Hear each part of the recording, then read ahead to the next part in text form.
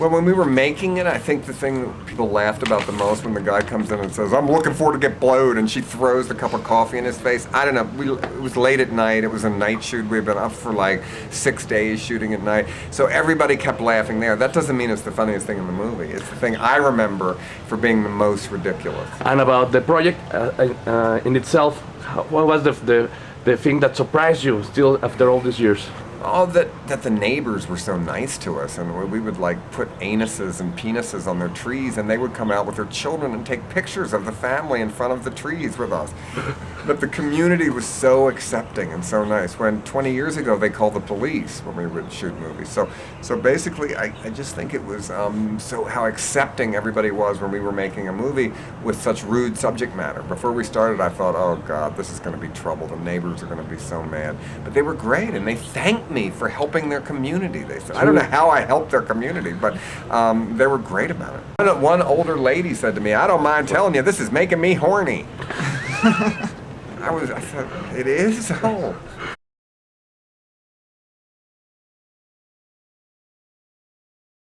Certainly, I mean, I guess in the old days we had eating shit. That was a stunt, right? That was my first stunt. But in this one, I was just trying to keep up with the times. I never did animation before, so I wanted to have the stuff with the squirrels. The breasts, I think, really are realistic looking. You know, they were. It cost $5,000 every time she put on a pair, because at the end of the day, you couldn't put them back on. They kind of melted. The lights, it sort of aged quickly. So it's CGI? No, they were real. They were put on every day by a guy named Tony Gardner, who also did the fat suit for Gwyneth Paltrow and Shallow Hal, and they did the Chucky movie, the new Chucky movie too. And in the one you appear with. Yes, I'm in the new Chucky movie, Seed of Chucky. But so it just helped the story be more realistic in a way, and it was something I hadn't done. So in a way, I was trying to make fun of special effects. In a way, I mean, the last shot where Johnny Knoxville becomes a penis and shoots in the air. I mean, in a way, I'm trying to make fun, because I'm not a big fan of digital effects in movies. I think if it's too much used, it's not realistic anymore. I'd rather have bad special effects than really good ones.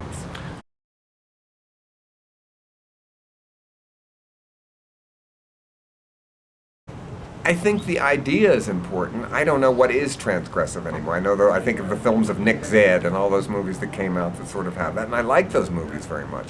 But I'm trying to make a commercial movie in a weird way that can pass as a commercial movie, but really is an underground movie, and really is a movie that asks you to accept things that you probably wouldn't accept in real life.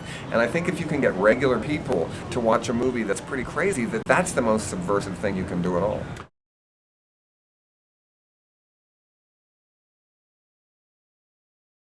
I don't know. You know, it's always like opening night, you always get many people that come to movies. They might not have expected a movie like Dirty Shame opening night. Even the representative of the mayor was there. I know. I wonder what he thought.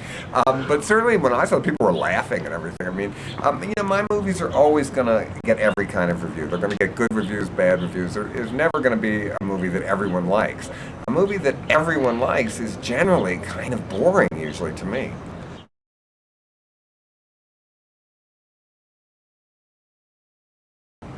Things make me blush. I guess people, no, nothing really makes me blush. I think I've heard everything, you know. People come up to me, they think I'll understand everything. I'll be sitting on an airplane and a stranger will say to me, "My whole family fucked me under the Christmas tree." And I think, oh, I'm sorry to hear that. But they think that I'll understand everything. So strangers tell me the most personal things about their life. Sometimes too much. I don't want to know about this, you know. But people think I can understand everything. There's nothing that I would balk at. So they always feel compelled to tell me about it. So I feel like a shrink off work. You're a filmmaker shrink. Yeah. People always say things to me like, "Whoa, you know, my mother did horrible things to me." I don't know these people. Why are they telling me?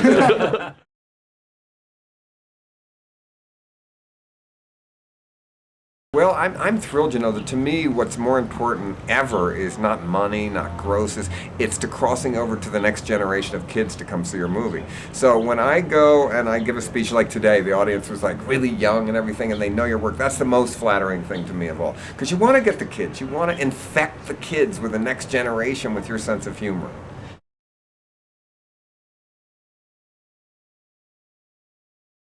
You have to be a little of both, because who's going to pay for your movie? Nobody's going to knock on your door and say, young man, here's $1 million, go make a movie. It doesn't matter if anyone comes to see it or not. You're free to do everything you want. That's never going to happen. So you have to figure out who's going to come see this movie, and you got to make a movie for that audience. And it has to cost as much money as you think you can break even. Don't borrow money from people to make movies if you don't think you can give it back to them. Really, and don't ever make your first movie about your grandmother or something, unless she's a serial killer.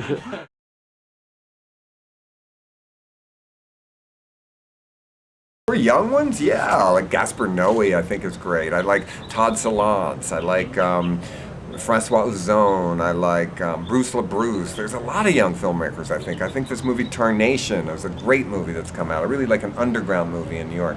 So I still go see movies all the time. And that's the greatest thing about film festivals, is you get to see movies that you might not ever get to see again if you don't go to see them at a film festival.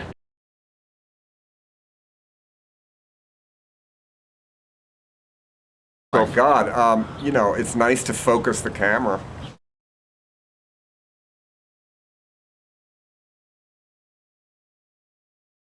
No, I try to make each one that I make, try to get it done. No, I got to think up a new one this summer. I don't have one hidden script that I'm thinking of, you know, that one day I'm going to make this. No, the only one was the sequel to Pink Flamingos, and that'll never get made now. But I did publish it as a book. It did come out as a book.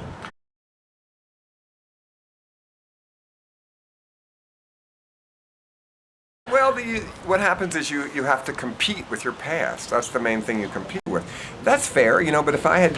What they mean is, how come Kathleen Turner didn't eat dog shit? How come Johnny Knoxville didn't eat dog shit? Because I've done that, you know, and to do the same thing over and over doesn't work. I wouldn't be here today if I had done that.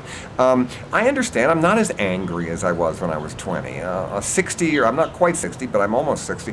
A 60-year-old angry man is an asshole. A 20-year-old angry man is sexy.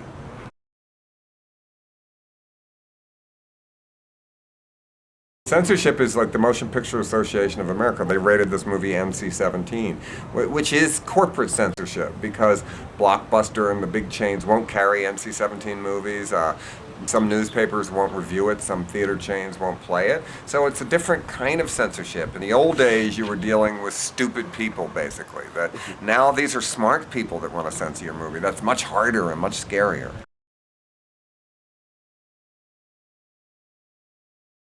No, I still like film. I mean, you know, basically, if today I was starting out, I would have made my movies on digital things, on digital cameras, the same way, that's what 8mm was at the time. In a way, digital cameras make more bad movies, too. You know, when it was harder to get your hands on equipment, sometimes you had to wait, and sometimes the movies were a little better the first time. But I think it's great. You all can make movies cheaper. More people can make movies, and the technology has made it much easier. You don't need all these lights. You don't need all this sound equipment. It's much easier to make a movie today, but it's not easier to make a good movie.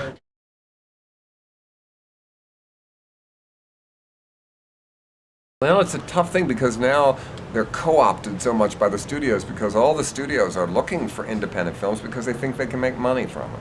But they say they want to make edgy movies until you give them edge, and then they test them and make you cut the edge out. So it's a tough thing. It's maybe easier to get financing sometimes for weird movies, but it's harder to get the films actually released in the way you wanted them to be, because the more money you get, the more people are going to be telling you what you have to do.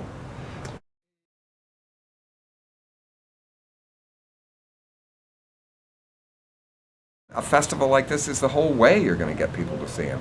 But even without that, have your own premieres. Make your movie, rent a place, send out flyers, get it in the newspaper here. You have to create your own audience to make a movie.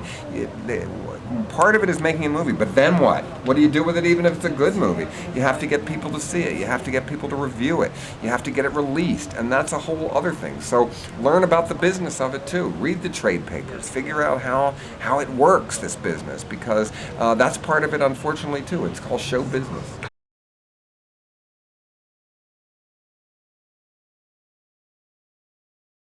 No, they don't anymore, but they used to think I lived in a trailer with the vine and ate dog shit, I guess, you know. But I never did that, you know. I guess I was a little wilder when I was young, but I couldn't have made 17 movies and written 5 books and had art shows, if I was that insane. I mean, it takes some self-discipline to do this every day. But I still am interested in insanity, in other people's insanity, and why people act insane, but that doesn't mean that I have to act insane myself. Although I have learned to make peace with my neuroses. I don't think I'm neuroses-free or anything. I think I've always been an odd man that basically has learned how to be happy with that.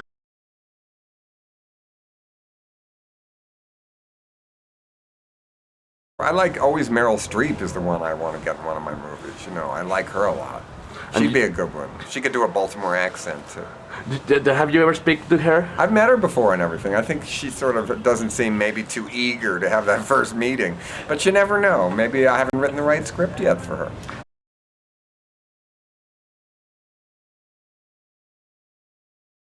Dislike? Yeah. Overproduced, sentimental, formulistic, manipulative, appealing to everybody kind of movie that has not one original idea in it, that's written by too many people.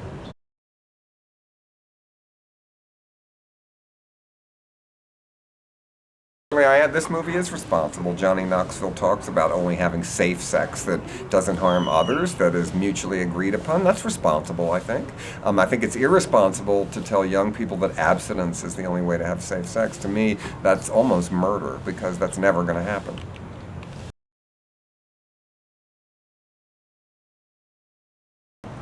Well, everybody I knew was a closet criminal. They wanted to commit crimes, and the fact that we could make movies, we didn't have to go to jail.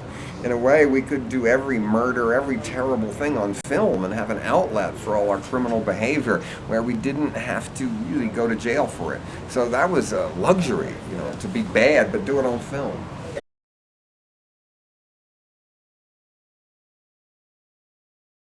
You have a good time and try to publicize everything the city tells you have to hide about your city. Make a movie about that and celebrate it, and then you'll have a good comedy.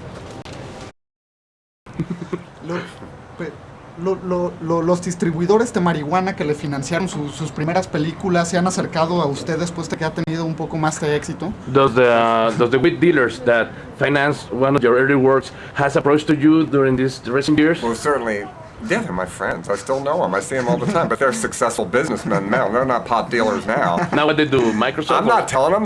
They won't want me to tell. Are you kidding? What do you work for the mob? I'm kidding. They just blew up a place here for that kind of thing. You have to be careful.